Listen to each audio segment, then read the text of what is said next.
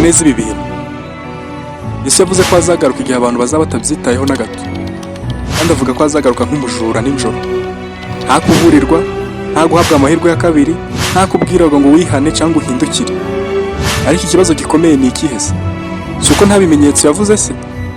Ibimenyetso yarabivuze, ahubwo abantu baribeshya bakayifata nk'ibisanzwe kandi tubirimo. Ubu turi kubona isi isa n'iyahindutse umunsi ku wundi, kandi yavuze ko nitubona ibyo bimenyetso byaje byose tuzamenye ko imperuka igeze kandi kugaruka kwe kugeze. None se ukeka ko ibi byose turi kubona ari impanuka? Oya, igasogo y'Imana. Reka ngwereke ibimenyetso 10, ariko ndagusaba ko ugenda wumva kimwe kimwe ntusimbuke isegonda na rimwe kugira ngo urusheho kubyumva neza. Ikimenyetso ca 10 cyo kiragutungura kuruta byose. Tudatinze reka dore ku kimenyetso ca mbere. Intambara n'imivirungano hirya no hino. Matayo 24:6. Uzumva iby'intambara n'impuha z'intambara, mwirinde mutazahagarika imitima kuko bitazabura kubaho, ariko imperuka izaba itaraza. Aha Yesu yavuze ko muzumva intambara n'impuha z'intambara hirya no hino ku isi. Kugera intambara ni nyinshi zihari. Intambara y'Uburusiya na Ukraine, intambara y'Israel na Amerika na Iran, intambara yo mu Kongo, intambara yo muri Sudani n'ahandi henshi muri Afurika hirya no hino. Ibihugu ni byinshi biri kurwana ntiwarora. Ariko igitangaje si intambara gusa, nubwo nuko zidahagarara ahubwo zikarushaho kwiyongera no gutera ubwoba abatuye isi umunsi ku wundi. Ese ubundi iyo urebye ubona isi iri kugana buri mwaka mushya hagenda haza crise nshyashya. None wowe ubibona ute? Ikimenyetso cya kabiri, indwara n'ibyago. Luka 21:11. Kandi mu isi hamwe na hamwe hazaba ibishyitsi bikomeye, kandi hazabaho inzara n'ibyorezo by'indwara, hazabaho n'ibitera ubwoba n'ibimenyetso bikomeye biva mu ijuru. Yesu yavuze ko hazabaho indwara zikomeye n'ibyago bigiye bitandukanye. Urugero COVID-19 yaraje maze ihindura isi uko urukundo twayibonaga, yihurika isi mu minsi mikeya. Ubuzima mu isi burahagarara, depression zariyongeye, agahinda gakabije kariyongeye, kwiyahura kuri kugenda kuriyongera, indwara nshyashya buri kanya zitagira n'imiti zigenda ziyongera ntiwarora. None se uyibonye ubifata nk'ibisanzwe cyangwa ubifata nk'agasopo Imana iri kuduha? Nureba neza isi igenda iratakaza amahoro yayo buhoro buhoro. Ikimenyetso cya gatatu, ubwicanyi n'ubugome buzagwira. Timoteyo 2:3-4. Kuko abantu bazaba bikunda, bakunda impiya, birarira, bibona, batukana, batumvira ababyeyi babo, indashima, batarabera, badakunda babo, batuzura, babeshyerana, batirinda, bagira urugomo, badakunda ibyiza. Hano Pawulo yabyandikiye Timoteyo aramubwira ngo muri iyo minsi abantu bazaba bikunda, batagira n'imbabazi. Nurebe isi dutuyemo abantu kwica babifashe nk'ibisanzwe. Nurebe no ku mbuga nkoranyambaga ubugome buri gushirwa ku mbuga nkoranyambaga, abantu bakabufatanga entertainment, ukabona barabwishimiye. Urukundo rwaragabanutse n'ubireba, n'umwana na nyina bari kwangana. Ni ikimenyetso gikomeye, umutima w'abantu uri kugenda urahinduka gahoro gahoro n'ubireba neza. Ikimenyetso cya 4, urukundo ruzakonje. Matayo 24:12. Maze kuko ubugome buzagwira, urukundo rwa benshi ruzakonja.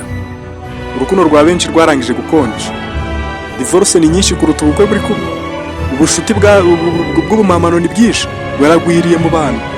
Abantu ntibagifashanya, reka nta bantu bagifasha, iyo mitima ntayikibaho. Ese ubundi ubona abantu b'iyi minsi dukundana cyangwa ubwo dukundana inyungu tubonana? Ikimenyetso cya 5, abahanuzi b'ibinyoma bazagwira.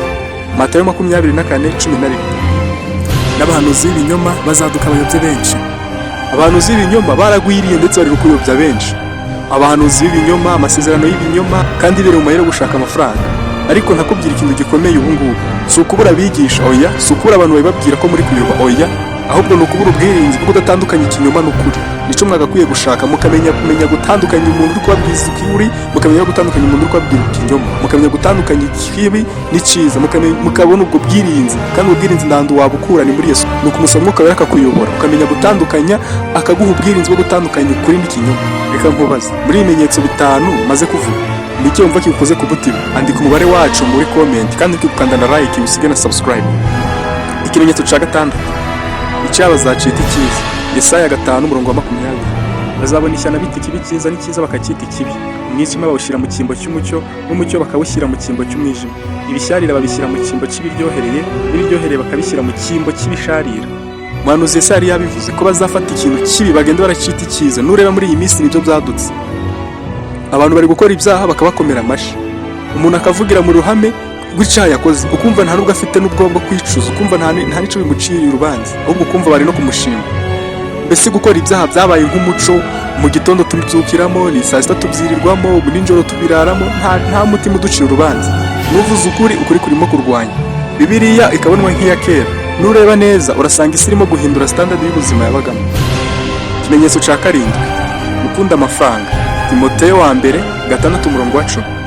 Kuko gukunda impiya ari umuzi w'ibi byose. Hari abantu bamwe bazirarikiye barayoba, bava mu byo kwizera bahindisha imibabaro myinshi. Pawulo yabwiye Timoteyo ko gukunda amafaranga ari umuzi w'ibi byose, kuko ibi byose niho byurira biba byatewe no gukunda amafaranga no kuyashaka, bakayashaka no mu nzira zitemewe.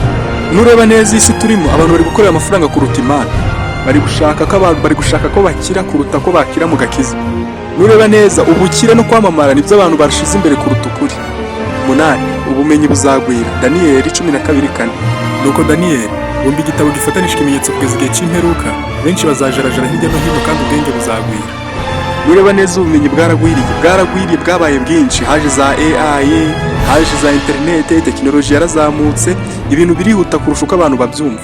Isi ubu ngubu iri kwirukanga kurusha ubushobozi bwo kuyikurikira. Nureba neza, iri kuvuduka cyane. Ese ubu bumenyi buradukiza cyangwa buri kudutandukanya n'Imana?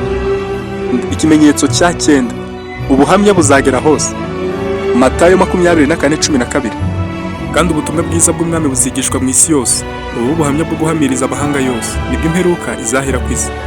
Ubutumwa bwiza bwa Yesu Kristo bumaze kubwirwa ahantu hose, ku ma YouTube ngo ubwo burahari, dore ngo nanjye ngo zi video kugira ngo muyibone hirya no hino, ku ma TikTok ziri kugenda, Instagram n'ama video gusa, ni gospel n'ahandi itari. Gospel urebye neza iri ahantu hose ku isi, gusa ariko igikomeye ni bangaye bari kumva ubwo butumwa bagahinduka.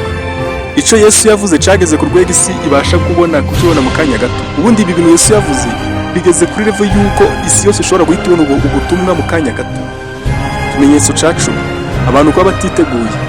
Matayo 24:37. Ku minsi ya Nowa yari iri no kuza k'Umwana w'umuntu niko kuzaba. Nk'uko byari biri mu minsi ya Nowa yakomeje kubwira abantu, ariko abantu bakomeza kuba batiteguye, bikomereza mu buzima busanzwe, ntibatekereza ku mberuka. Maze igihe kigeze, amazi araza arabajyana, umwuzure urabarengera.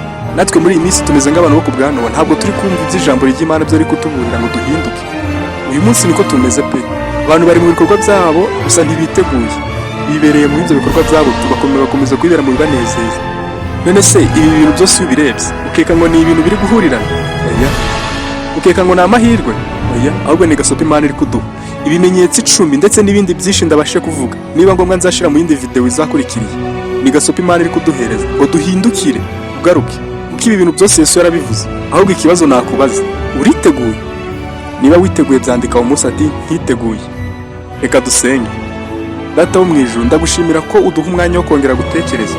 Uyu munsi ngo umutima mushya unkuremo ubwoba no kudatekereza ku buzima bwanjye. Ndagusaba imbabazi z'ibyaha byanjye, unyiyegereze unyigishe inzira yawe. Niba Yesu agarutse uyu munsi, mfasha kubaho niteguye. Hindura imbere n'inyuma, ugire umuntu mushya mu mwuka wera. Mu izina rya Yesu Kristo.